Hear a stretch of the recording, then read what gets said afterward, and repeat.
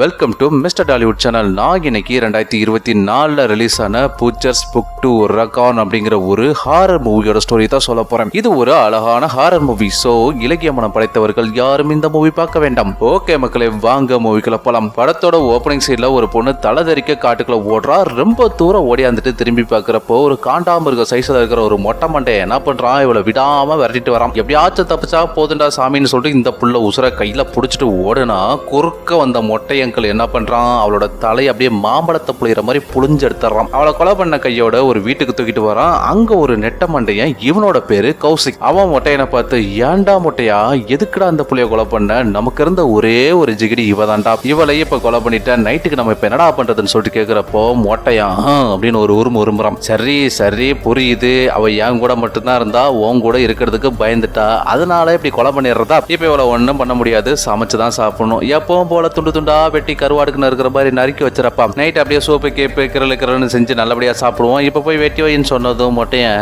அப்படின்னு சொல்லிட்டு திரும்ப ஒரு உருமிட்டு போய் நல்லா கருவாடு கட்டுற மாதிரி கண்டு துண்டமா வெட்டி ஃப்ரிட்ஜ்ல ஸ்டோர் பண்ணி வைக்கிறான். டைட்டில் கார்டு போடுறாங்க. டைட்டில் கார்டு முடிஞ்சதுமே ஒரு காரை கட்டுறாங்க. அந்த காருக்குள்ள 4 பேரும் எனத்தையோ பார்த்து பயந்து போய் கார் ஓட்டிட்டு போயிட்டு இருக்காங்க. அதுல இந்த இருக்கானே இந்த குடிமி, இவன் கொஞ்சம் முரட்டாளா இருப்பான் போல. காருக்குள்ள இருக்கிற மத்த 3 பேரும் என்ன பேசினாலுமே இவன் முறைச்ச மேனிக்கே தான் வருவான். யார் என்ன சொன்னாலும் இவன் காதுலயே வாங்க மாட்டான். இப்படி இவங்க ரொம்ப தூரம் டிராவல் பண்ணி வந்துட்டு இருக்கும்போது திடீர்னு பெட்ரோல் லோ ஆக ஆரம்பிச்சிருது. சரி பெட்ரோல் போடலான்னு சொல்லிட்டு பெட்ரோல் பங்க் போறாங்க. அப்போ பின்னாடி இருந்த 2 பேரும் எங்களுக்கு பாத்ரூம் வருது, நாங்க பாத்ரூம் போயிட்டு வரோம்னு சொல்லிட்டு பெட்ரோல் பங்க்ல இருக்க பாத்ரூம் யூஸ் பண்ண போறாங்க. இங்க அந்த குடும்பியும் கருப்பனும் சேர்ந்து பெட்ரோல் போட்டுட்டு இருப்பாங்க.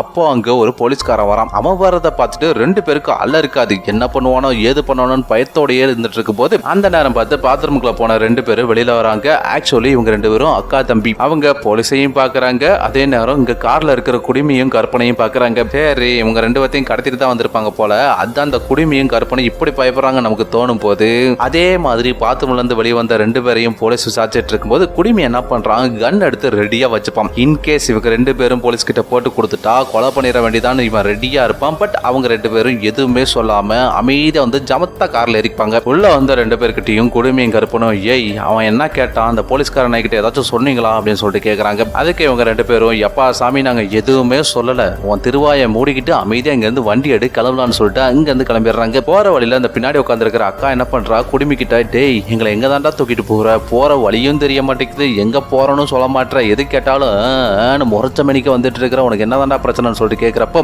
கருப்பனும் குடிமிக்கிட்ட அதே தான் கேட்கறான். டேய் எங்க தாண்டா போறோம், இங்க தாண்டா பிளான், இதுக்குடா இப்படி வந்துட்டு நீ பாட்டுல காரை ஓட்டிட்டு போயிட்டே இருக்கிறேன்னு சொல்றப்போ குடிமி என்ன சொல்றான், எனக்கு மட்டும்தான் தெரியும் நம்ம எங்க போறோன்னு, போனதுக்கு அப்புறம் சொல்றேன், அது வரைக்கும் வாயை மூடிட்டு 3 பேரும் அமைதியா வாங்க, இல்லைன்னா ஷூட் பண்ணிடுறோன்னு சொல்றோம். இதனால 4 பேருக்குமே வாய்க்க தகராறு ஆயிருது. குடிமி கொஞ்சம் டென்ஷனாவே கார் ஓட்டிட்டு இருப்பான். அந்த நேரம் பார்த்து குறுக்க ஒரு மெலா கிராஸ் பண்ணுது. அப்புறம் என்ன, வண்டியை கொண்டு போய் அந்த மெலா மேல சொருகுனதும் வண்டி ஆக்சிடென்ட் ஆகிரும். இந்த கார் ஆக்சிடென்ட் ஆன சவுண்டு காட்டுக்குள்ள ஜாலியா சுத்திட்டு இருக்கிற நம்ம கௌசிக்கோட கதல கேட்டுருது. ஆகா இன்னைக்கு செம்ம வேட்டை தாண்டியோ, இன்னைக்கு எனத்தன தவிச்சு திங்க போறேன்னு தெரியலையே, போவோம் போய் பாப்போம் அப்படின்னு சொல்லிட்டு இவன் கார் ஆக்சிடென்ட் ஆன இடத்த நோக்கி நடந்து வரான். அதே நேரம் இங்க கார் ஆக்சிடென்ட் ஆகி மெலாவோட கொம்பு குடிமியோட வயிற்றுலயே சொருகிறது. அப்ப பொசுக்குன்னு கண்ணை முழிக்கிற மெலாவுக்கு உயிர் வந்து குடிமையோட வயிற்றுல நல்லா மாவாட்டி கிண்டி எடுத்துரும். அதுல வழி பொறுக்க முடியாத நம்ம குடிமை என்ன பண்றான், அவனோட கன் எடுத்து டொப்புன்னு ஷூட் பண்றான். மெலா அங்கேயே செத்து போயிரும். நான் பாட்டில 7 ரோட்ல வாக்கிங் போயிட்டு இருந்தேன், என்னைய பிடிச்ச ஆக்சிடென்ட் பண்ணி இப்படி என்ன கொலை பண்ணிட்டீங்களா பாவீங்களா, ஏன் பாவம் உங்களை சும்மா விடாதரா, நீங்க கண்டிப்பா இதுக்காக அனுபவிப்பீங்களான்னு சொல்லிட்டு அந்த மெலா செத்து போயிருது. அதுக்கப்புறம் நம்ம கருப்பா என்ன பண்றான், குடிமிக்கிட்டு கன்னை வாங்கி, இங்க பாடுறா குடிமி, இதுக்கப்புறம் உன்னைய கொண்டு போய் ஹாஸ்பிட்டல்ல சேர்த்து காப்பாத்துறங்கிறதெல்லாம் நடக்காத காரியம், அதனால நான் ஒரு ஐடியா சொல்றேன், சூப்பரா இருக்கும் கேளு, ஒரே ஒரு புல்லட்டோ மண்டையில இறக்கிறேன், நீயும் சொர்க்கத்துல போய் ரொம்ப ஊர்வசின்னு நல்லா ஜாலியா டான்ஸ் ஆடலாம், அப்படியே சொர்க்கத்துல எங்க ஆயா தாத்தாலாம் இருப்பாங்க, அவங்கள நான் ரொம்பவே மிஸ் பண்றேன், அவங்கள கேட்டேன்னு சொல்லு மச்சான்னு சொல்லிட்டு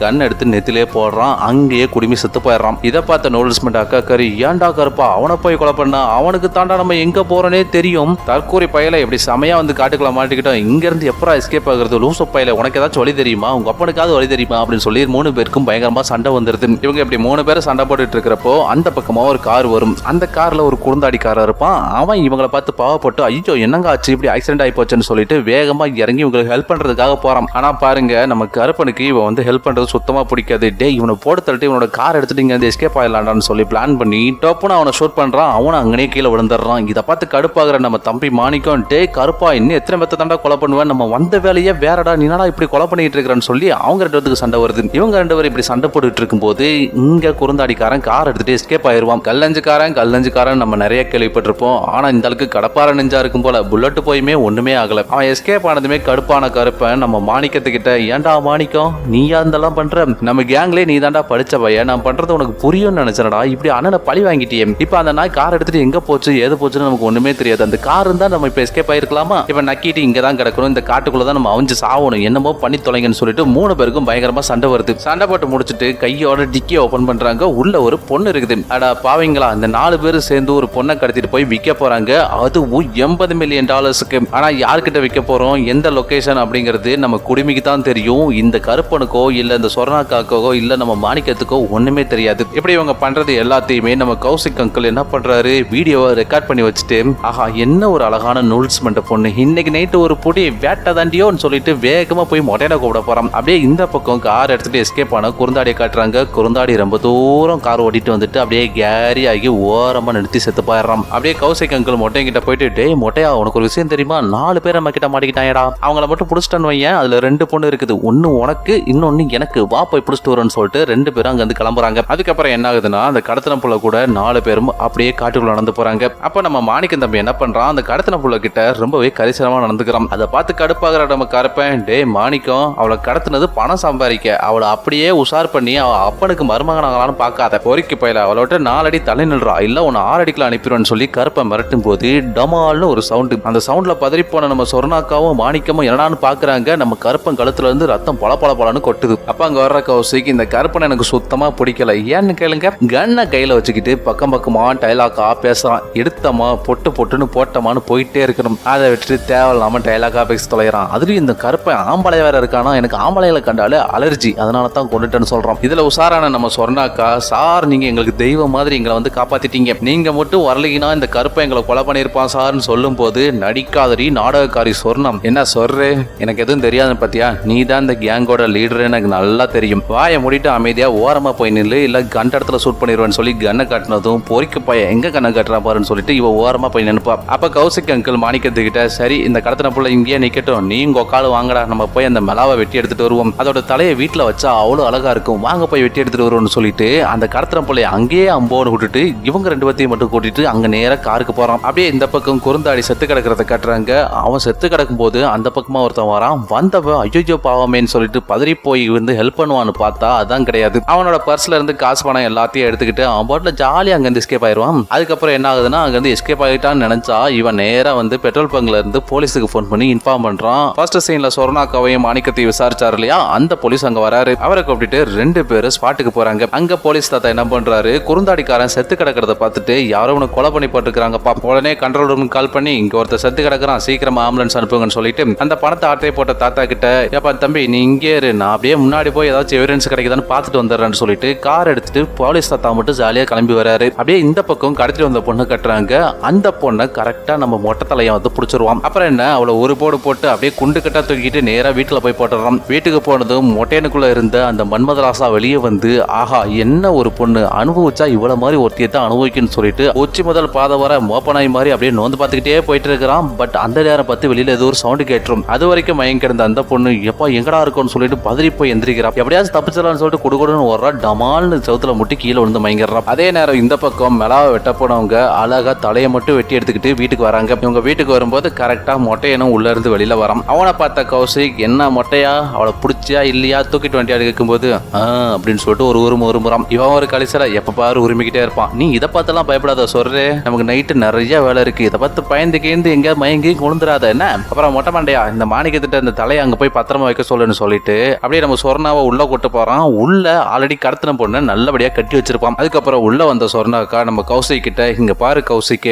இவளை மட்டும் நம்ம வித்துட்டோம்னா நமக்கு $80 மில்லியன் கிடைக்கும், அதுல உனக்கு பாதி எனக்கு பாதி, எங்க விற்கணும் ஏது விற்கணும் அப்படிங்கறது எல்லாத்தையும் நானே பாத்துக்கிறேன், நீ அதை பத்தி கவலைப்படாத, எனக்கு தேவையெல்லாம் உன்னோட ஹெல்ப் மட்டும் தான், என்ன சொல்ற டீலுக்கு ஓகேவான்னு சொல்லி கேட்கிறப்போ, ஃபர்ஸ்ட் முதல்ல நான் கொடுத்த ஜூஸை குடி, அதுக்கப்புறம் டீல்லாம் பேசலாம்னு சொல்லி ஜூஸை குடிக்க சொல்றோம். அதுக்கு சொன்னாக்கா, இங்க பாரு நீ கொடுக்குற ஜூஸ் குடிக்கிறதுக்கெல்லாம் நான் இங்க வரல, எனக்கு தேவை பணம், அவளை மட்டும் நம்ம சேல் பண்ணிட்டோம்னா நான் நிம்மதியா செட்டில் ஆயிடுவேன், நீ நிம்மதியா செட்டில் ஆயிடலாம், சோ நீ தான் முடிவு பண்ணணும்னு சொல்றப்போ கௌசிக் சிரிச்சுட்டு, நீங்க என்னதாண்டி நினைச்சிட்டு இருக்கிற, நான் என்ன இங்க உன்னை எதுக்கு தூக்கிட்டு வந்து நினைச்ச, பணத்துக்காகவா, இல்ல அவளை கடத்தினது என்ன நினைச்ச, பணத்துக்காக நினைச்சியா, கிடையவே கிடையாது, பணம் எப்படி வேணாலும் சம்பாரிச்சுக்க முடியும், ஆனா ஒன்னே மாதிரி ஒரு ஜிகிடி அவளை மாதிரி ஒரு ஜிகிடி கிடைக்கவே கிடைக்க மாட்டான். இன்னைக்கு நைட்டு நீ ரெடியா இரு, உனக்கு உலகத்திலேயே என்ன இன்பம் இருக்கோ எல்லா இன்பத்தையும் நான் கொடுக்க ரெடியா இருக்கேன்னு சொல்லிட்டு அப்படியே கிளம்பி இவகிட்ட போறான். அவளோட மூஞ்சில கட்டின சாக்கை ரிமூவ் பண்ணிட்டு, எப்பா என்ன அழகா இருக்காயா, எப்படி தாயவளுக்கு அப்பனுங்கள்லாம் எவ்வளவு அழகழகா பெத்து போடுறாங்களோ, சரி கண்ட்ரோல் கௌசிக் கண்ட்ரோல் அப்படின்னு சொல்லிட்டு, இங்க பாரு திமிங்களும் இவளை தூக்கி அப்படியே குடம்ல போடு,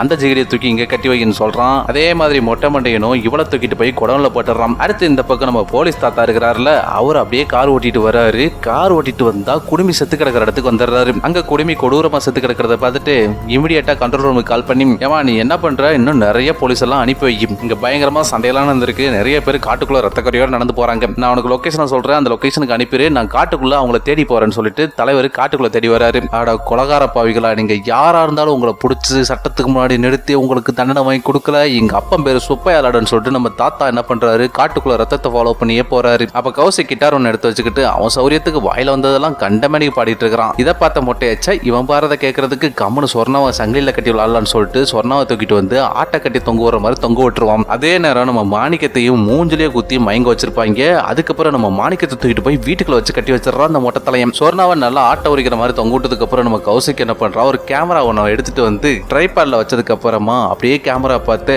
ஹாய் வெல்கம் டு கௌசிக் கசாப்பு கடை, இன்னைக்கு நான் உங்களுக்காக சொர்ணாக்கா ஈரல் பொரியல் பண்ணி கொடுக்க போறேன், இன்னைக்கு ஒரு புடியே எல்லாரும் வாங்க, ஆல்வேஸ் வெல்கம் யூன்னு சொல்லிட்டு அப்படியே சொர்ணாக்கா கிட்ட போறான். இங்க பாரு சொர்ரு, உன் உடம்புல எந்த பார்ட் டேஸ்டா இருக்குன்னு நீயே சொல்லிரு, உன் அழகான தொடையா, மீன் போன்ற கண்களா, கிளி போன்ற மூக்கா, இல்ல பிரம்மன் படைச்சதுலயே ரொம்ப அழகா இருக்கிற உன்னோட இஞ்சி இடுப்பா, இதுல எதை முதல்ல கட் பண்றதுன்னு நீயே முடிவு பண்ணு, உனக்கு 3 ஆப்ஷன் கொடுக்குறேன், ஆப்ஷன் ஏ உன் இடுப்பு, ஆப்ஷன் பி உன் தொடை, ஆப்ஷன் சி உன் கண்ணுன்னு 3 ஆப்ஷன் கொடுக்குறோம். அதுக்கு சொர்ணாக்கா, டே கௌசிக்கு நீ நல்ல பையனா தான் இருந்திருப்ப, உன் சின்ன வயசுல ஏதோ ஒரு கொடூரமான சம்பவம் வாழ்க்கையில நடந்திருக்கு, அந்த சம்பவம் என்னன்னு மட்டும் என்கிட்ட தெளிவா சொன்னீங்கன்னா நான் உன்னை அதுல இருந்து வெளியே கொண்டு வந்துடுறேன்டா, இனி நம்புடான்னு சொல்லிட்டு அப்படியே டச்சிங்கா பேசுறேன். அதுக்கு ஒரு கேவலமான ஒரு சிரிப்பு சிரிச்சுட்டு, இங்க பாரு சொல்றேன், நீ நிறைய ஹாலிவுட் சைக்கோ த்ரில்லர் படம் பார்ப்பேன்னு நினைக்கிறேன், அதான் அப்படி பைத்தியக்காரி மாதிரி பேசிட்டு இருக்கிறேன், என் வாழ்க்கையிலேயே அந்த மாதிரி ஒரு சம்பவம் நடக்கவே கிடையாது, நான் சின்ன வயசுல இருந்து இப்படித்தான், பிறவி சைக்கோ கேள்விப்பட்டிருக்கியா, அது வேற யாரும் கிடையாது, நான் தான், இதுக்கு மேல நான் உன்கிட்ட பேசுறது டைம் வேஸ்ட், நீ ஆப்ஷனை செலக்ட் பண்ணல, அதனால நானே ஒரு பார்ட் எடுத்துக்கிறேன்னு சொல்லிட்டு அவளோட அல்லையிலே கத்தி வச்சு ஒரு கோடு போட்டுட்டு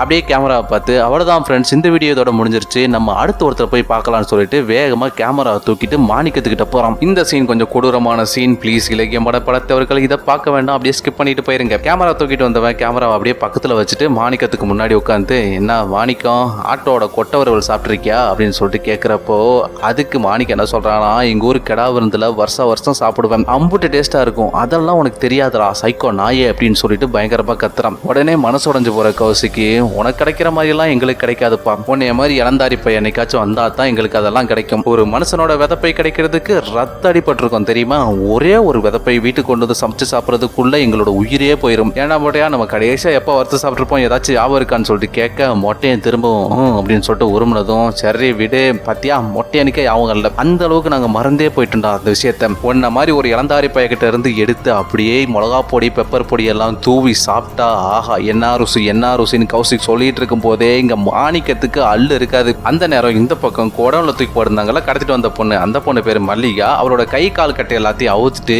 இந்த புள்ள வீட்டுக்குள்ள வரான். அதுக்குள்ள மாணிக்கத்தோட மணியை கௌசிக் அறுத்தெடுத்துருவான். வீட்டுக்குள்ள வந்த மல்லிகா ஒரு கன் எடுத்துக்கிட்டு நேரா இவனுக்கு இருக்கிற ரூமுக்கு போறான். மொட்டையை மல்லிகாவை பார்த்ததுமே ஏய் மல்லிகான்னு சொல்லிட்டு ஒரு உரும்புறான். ஆனா மல்லிகா அவனை ஷூட் பண்ணிருவான். இதை பார்த்த கௌசிக் பதறி போய் அப்படியே நிக்க, அப்போ கௌசிக்கை பார்த்து மல்லிகான ஃப்ளவர் நினைச்சாடா, நான் ரெகடான பொண்ணுடான்னு சொல்லிட்டு ஆம்பளை குரல்ல சொல்றான். இதை கேட்ட கௌசிக் ஒரு நிமிஷம் நடுங்கி போயிருவான். அடா பாவிட்டே, நீ பொம்பளையே கிடையாதாடா, உன்னைய போய் அழகு அது இதுன்னு வேற வர்ணிச்சிட்டனடா, நாசமா போவ, என் வாயில வாத்து கொத்த இருறா உட்காரு, கொஞ்ச நேரத்துல ஆசிட்ட ஊத்தி என் வாயை கழுவுறன்னு சொல்லும் போது, சரி நீ எனத்தையே ஊத்திக்க, ஃபர்ஸ்ட் மாணிக்கத்தை அவுத்து விடுன்னு சொல்லி மிரட்டுறான். கௌசிக்கு வேற வழி இல்லையா, மலமாடு வேற சாஞ்சிருச்சு, வேற யாரும் அவனுக்கு ஹெல்ப் இல்ல, சோ மாணிக்கத்தை அவுத்து விடுறான். மாணிக்கத்தை அவுத்து விட்டா அடுத்த நிமிஷம் அவனோட மணி போன கடுப்புல கௌசிக்க போட்டு பொங்குன்னு 2 குத்து குத்திட்டு அவனோட கையில விலங்க மாட்டி அங்கிருந்து வெளியில கொண்டு வராங்க. அதுக்கப்புறம் சங்கிலியில கட்டப்பட்ட நம்ம சொர்ணாக்காவையும் அவுத்து விட்டுட்டு இந்த 4 பேரும் அப்படியே காட்டு வழியா நடந்து போயிட்டு இருப்பாங்க. அப்படி நடந்து போகும்போது நம்ம கௌசிக் மல்லிகாவை பார்த்து, டேய் பொம்பளை வேஷம் போட்டவனே, உன்னைய போய் நம்பிட்டனடா, கண்ணை நம்பாதே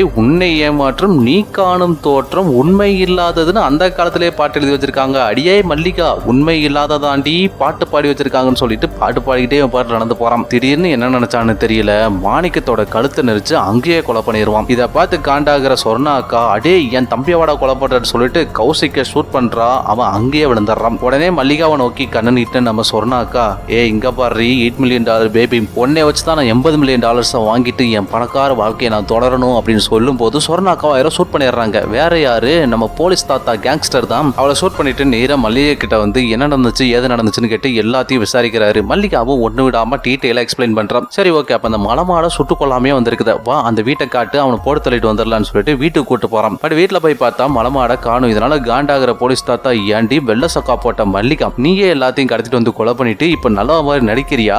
அந்த மொட்டையை கிடைச்சான்னா நீ தப்பிச்ச, இல்லைன்னா நீ இங்கே கிடந்து சாவுன்னு சொல்லிட்டு அவ கையில ஹேண்ட் கப்பை போட்டு அங்கேயே லாக் பண்ணிடுறான். அப்ப மல்லிகா, ஐயோ நீ போலீஸா பைத்தியமாயா, நான் சொல்றதை விட்டுட்டு நீயா ஒண்ணு முடிவு பண்ணிக்கிற அப்படின்னு சொல்றப்போ, வாயை மூடிட்டு அமைதியா இருக்கணும், நான் வெளியில போய் அந்த மலமாடு இருக்கான்னு பார்த்துட்டு வரேன்னு சொல்லிட்டு இவன் வெளியில போறான். வெளியில போய் நின்று அங்க இருந்த கட்டையில இருக்கக்கூடிய கத்தியை குறுகுறுன்னு வேடிக்கை பார்த்துட்டு இருக்கும்போது பின்னாடி வர்ற மலமாடு நம்ம போலீஸ் தாத்தாவோட மூஞ்ச அப்படியே பிடிச்சி ஜூஸ் புழிஞ்சு விட்டுருவான். எப்படி ஜூஸ் புழிஞ்சு விட்டுருவான். மலமாடு தக்காளி ஜூஸ் போடுறத நம்ம மல்லிகா பார்த்ததுக்கு அப்புறமா வேகமா கீழே கிடந்த ரத்தத்தை அப்படியே கையில தடவிக்கிட்டு அப்படியே ஹேண்ட் கப்ல இருந்து அவளோட கையை ரிலீஸ் பண்ணிட்டு தப்பிக்கலான்னு போகும்போது கௌசிக் ஷார்ட் கண்ணோட அங்க வரான். அடியே பொம்பளை வேஷம் போட்ட மல்லிகா, நீ யார்கிட்ட இருந்தாலும் தப்பிக்கலாம், ஆனா என்கிட்ட இருந்து தப்பிக்கவே முடியாது சொல்லிட்டு ஷார்ட் கண்ணை வச்சு சொல்றான். பட் குறி மிஸ் ஆகிருது. அவ்வளவுதான், கரடிக்கு கோவம் வந்து மல்லிகா அவ கையில வச்சிருந்த கத்தி எடுத்து அவனோட தலையிலேயே ஒரே போடு, அவன் அங்கேயே செத்து போயிருவான். அதுக்கப்புறம் ஷார்ட் கன் எடுத்து கையில வச்சுட்டு இருக்கிறப்போ கன் சவுண்டை கேட்டுட்டு வீட்டுக்குள்ள வர மலமாட்டையும் ஷூட் பண்றா. ஷூட் பண்ணிட்டு அங்க இருந்து எஸ்கேப்பும் ஆகி ஓடுறான். ஆனாலும் மலமாடு அவளை விடாம விரட்டி போறான். எப்படியோ தப்பிச்ச மல்லிகா ரோடு கிட்ட வரும்போது அங்க நிறைய போலீஸ்காரங்க இருக்கிறத பார்த்துட்டு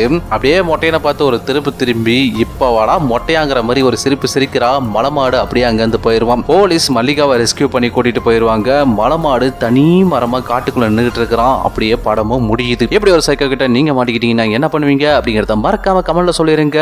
நன்றி, வணக்கம்.